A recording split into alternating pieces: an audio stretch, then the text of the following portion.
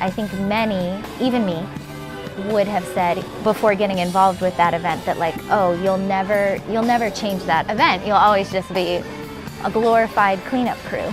And that most certainly has not been the case. We've been so much more than a glorified cleanup crew. We've really changed the way that event operates and the way that the people that attend the event, the way that they enjoy the event.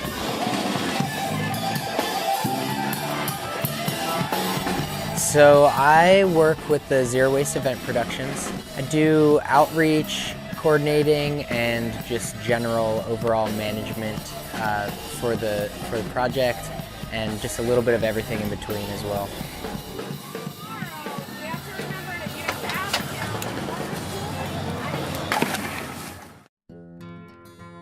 Zero Waste Event Productions makes festivals just a fabulous place to be by keeping them really clean and by making sure that all the material generated there gets composted or recycled.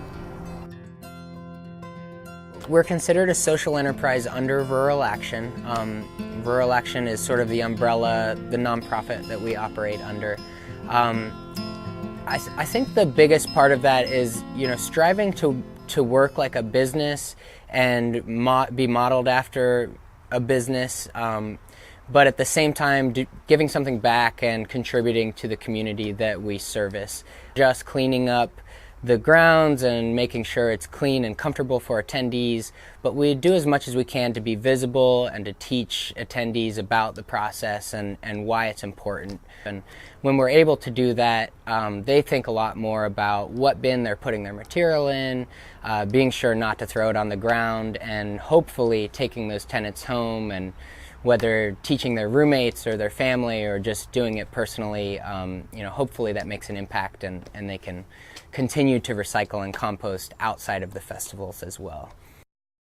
So I've been doing it, I think this might be almost, maybe going on 5 years now. I did 2 years as an AmeriCorps, about a half a year after my AmeriCorps term. And then last year was the full year, the first full year that I was able to put my full weight behind it. At the end of my term of service, I was taking over a lot of the work that we do with local events through recycling and composting, striving for that zero waste status.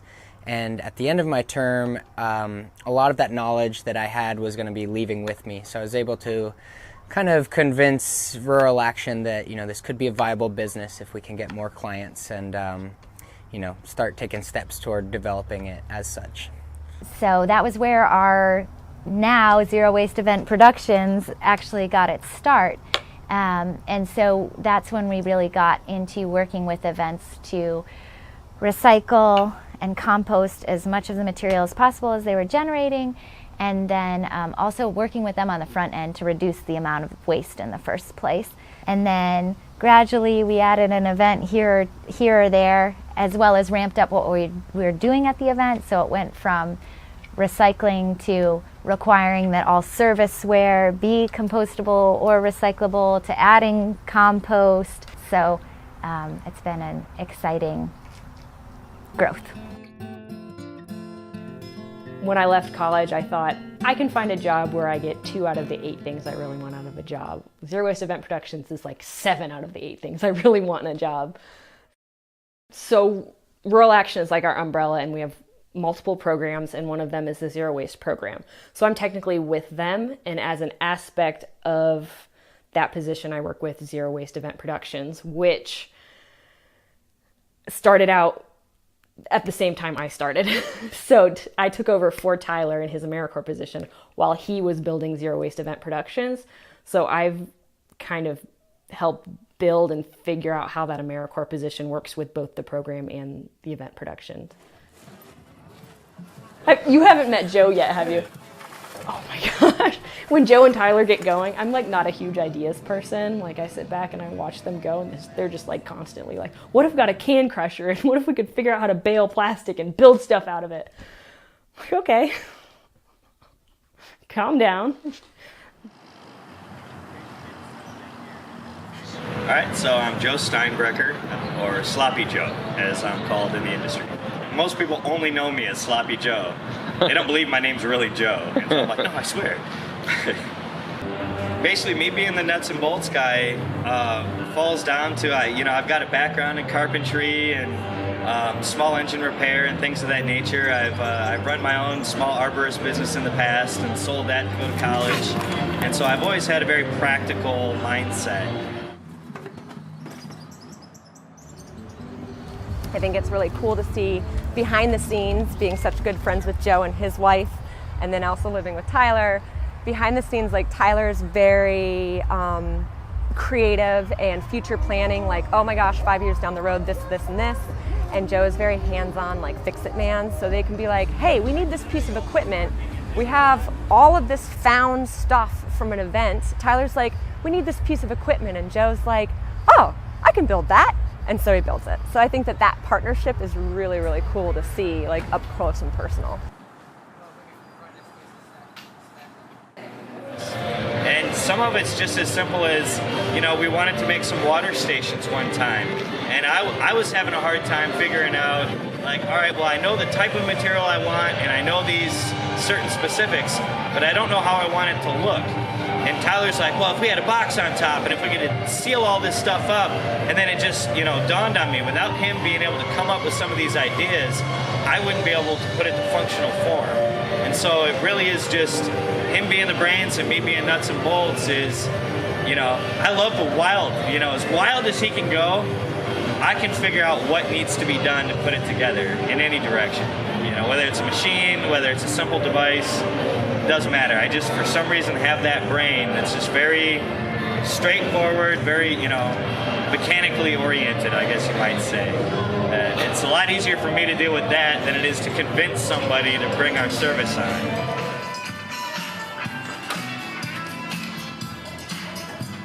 Whenever Tyler has a weekend off, he's like building something or creating something. That's something unique to us. We have these weird conveyor belts. We just create bizarre things. We're known in the Nelsonville Music Fest community as they'll show up with some weird contraption. They didn't have the right kind of golf cart for us, but they're like, we'll give them a flatbed one. They'll just build something and make it work. And I think we do. And I think if we keep being smarter than your average sorting on a tarp, we're going to keep getting better and doing awesome things. And I want to make sure that keeps happening.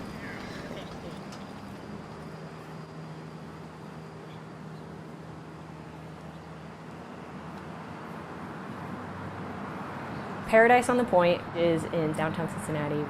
It's free to the public event in Sawyer Park. It's pretty low key as far as our events go. We were preparing for a lot crazier, but it wasn't that bad. So Paradise on the Point this weekend, what we're going to be doing is collecting all of the material, the recycling, some of the compost and landfill, and then we take it all back to our headquarters and we sort it. We just set up a little bit around the park. We did mostly recycling and landfill bins in there with our big recycling flags, and then hung out there while people filled up bins and did some sorting while we were there. It's pretty contained because it is in a park. So we have one conveyor belt here with our tent and our hand carts. One of my favorite things to do with Zero Waste is actually out doing the consolidation and collecting of materials, taking teams of volunteers out to do that and engaging with the crowd. And so our hand carts are really important for that. We have Wagonzilla and Toto currently, and those are our hand carts. So at the festivals, I just do the same thing as everyone else. I grab all the bags, bring them back here, and we sort through them. And in that sorting, we make sure to get everything like 100% mixed recycling. We're going to be pulling the cans out and getting those separate. We're going to be taking things then in the landfill so that we know 100% what's going where.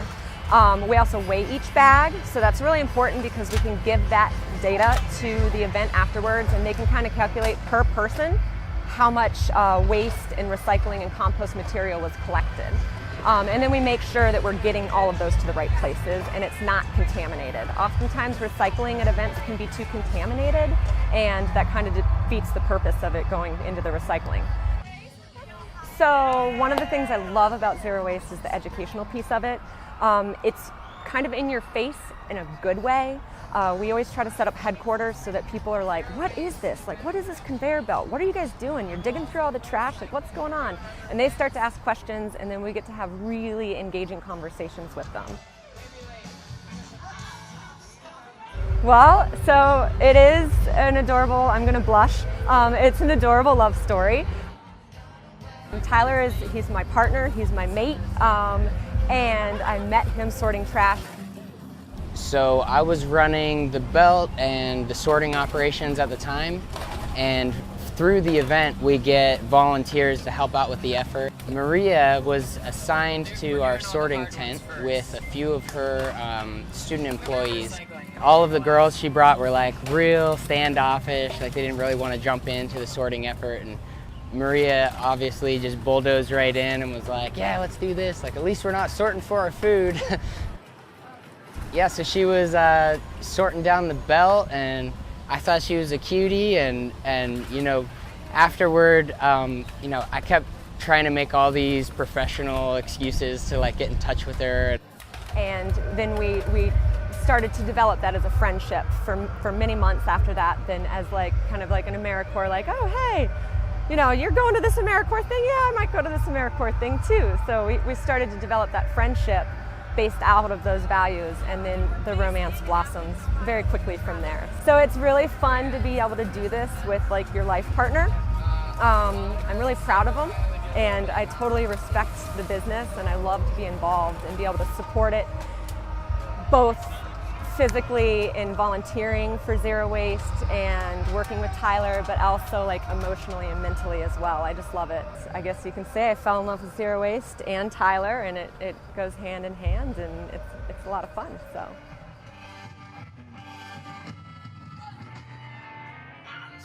Like I was saying earlier, you know, it wasn't what I had expected as far as where I thought I would be in life, but it's really just become one of the biggest passions of my life.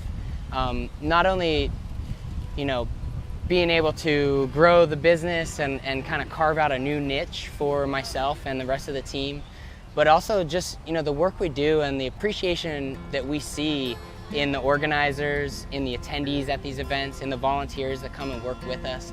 You know, everybody that sees it in action or gets involved in it really just gets a piece of that feeling of how wonderful this movement is, and that's just great to see. I really think that we are transforming the culture, and not just us, but the amazing partners that we work with.